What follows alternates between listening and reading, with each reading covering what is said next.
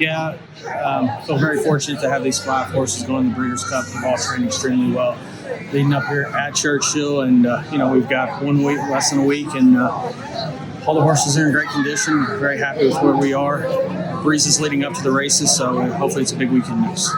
She's just been a machine all spring, summer, and fall, continuing to train extremely well. Condition is great, and I expect to see what we saw test day and here in the Dogwood if she can show up and ship out in good order and school well. I don't see any reason why she won't, and that should put her in the mix for sure. I think the draw is going to play a big role in her race. Obviously being a 7-8 sprint, it's going to play a role. We're hoping to draw to the outside, but she'll relax. I mean, she'll set off a horse, so it's just kind of easier in sprints. Obviously, when you're setting outside, it's doing the pressing as opposed to being pressed. So we'll see, but she's ready. She's as fit as we can get her, and she's on top of her game.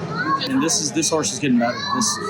I said earlier in the week, this horse, obviously he hasn't been run at the grade 1 level like a Monomoy girl, but he just continues to get better. It's what you want to see out of a 3-year-old, to get better throughout the year. You actually like to see him get better leading up to the Kentucky Derby, but we didn't have that opportunity to run in the Derby. But he's really just stepped up. He's had 2 opportunities in grade 1s in the past, and he run very respectable in both.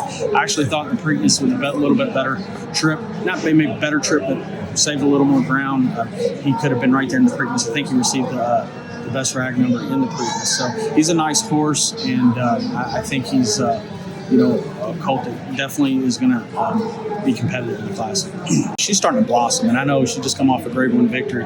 Her coat is just gleaming right now, and just she looks like she's grown since the ALCIBIADES. She really has, and she beats some proven horses in there. Obviously, Perfect Alibi is a very accomplished filly leading up to the ALCIBIADES, and she ran extremely well that day. And this filly takes to the surface out there. She'll be tough. She raced extremely well here yesterday, and on Friday, and she's ready to go.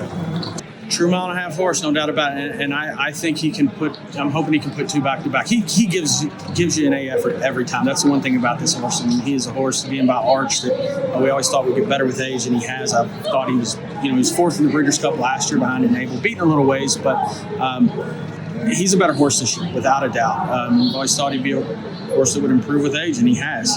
He was hard getting into the winner's circle this year, but he's run some great races against really nice horses up in New York and Kentucky Downs, and hopefully if we can get a good clean trip with him, he'll be in the mix. ANDESITE, he's going to run the juvenile turf on Friday. This horse ran really big in the Pilgrim. He ran a big race at Saratoga in the with anticipations. Well, had a rough trip that day going into the first turn, fought on to be 3rd, and then came back in his last race. Javier rode him, did a great job, saved ground. Had a little, maybe didn't have the cleanest trip down the lane. Finally got some run late and run a very, very respectable second. I feel like he's run second to probably one of the top choices in Colton Chaz. So we'll see. I mean, he's the one that I think is really going to have to move forward, but he's trained extremely well here the last 2 weeks at Churchill. Once again, he's getting on the plane on Tuesday and heading out.